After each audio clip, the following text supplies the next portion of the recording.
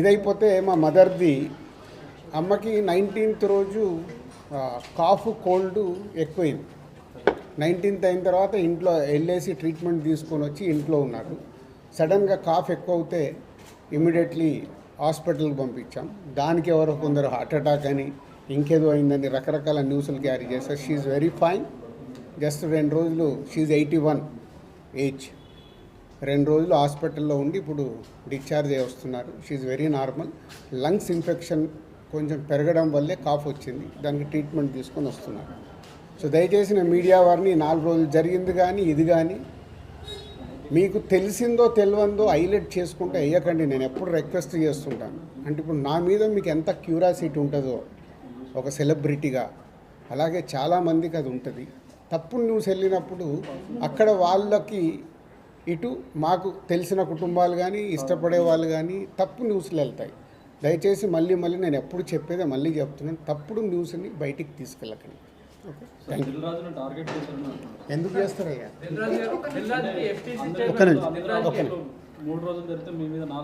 నాలుగో రోజు నాది కాదు కదా, మైత్రిలో జరిగింది, అభిషేక్ మీద జరిగింది, ఇలా అందరి మీద. ఇది ఇండస్ట్రీకి సంబంధించి ఎందుకు టార్గెట్ చేస్తారు? ఇన్కమ్ ట్యాక్స్ అనేది ఇస్ ఎ ప్రాసెస్.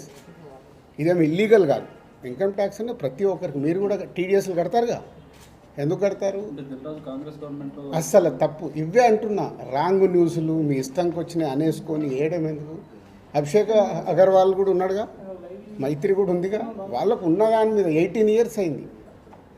మా మీద సెర్చ్ జరిగి 18 years, ఏమో 2 years కాలేదు, 3 years కాలేదు. అంటే ఆఫ్టర్ 18 years దిస్ వాళ్ళు ప్రొసీజర్, ఇన్కమ్ ట్యాక్స్ ప్రొసీజర్లోనే జరిగింది. ఎక్కడ ఏమీ లేదు. అనవసరమని ఎక్కువ మీరు ఊహించేసుకొని హైలైట్లు చేయదు. ఓకే,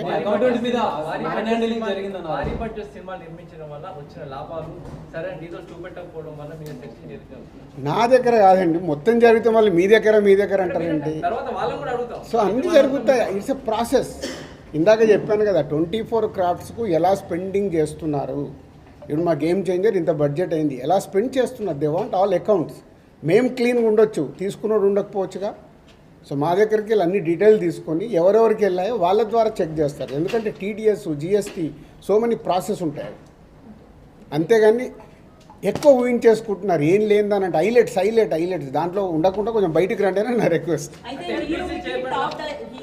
టాప్ డైరెక్టర్స్ కి బ్లాక్ ఇవ్వడం వల్ల ఇష్యూస్ వస్తున్నాయి అనేది కూడా వినిపిస్తుంది. మీలో కొంతమంది, మీ ప్రొడ్యూసర్స్ కొంతమంది చెప్తున్నారు. దీనికి ఏమంటారు? మీ ఛానల్స్ కూడా చాలా చెప్తారు. బ్లాక్ ఎక్కడ ఉంది, ఎక్కడికి వెళ్ళి వస్తుంది, నువ్వు సినిమా ఎక్కడ చూస్తున్నావు, ఆన్లైన్లో టికెట్ బుక్ చేసుకుంటున్నావు. 90% బుక్ మై షోలో బుక్ చేసుకుంటున్నావు, పేటీఎంలో బుక్ చేసుకుంటున్నారు. ఎక్కడుంది క్యాష్? 90% అకౌంట్లోనే. అదే అందరు మీరు బుక్ చేసుకుంటున్నారు సినిమా.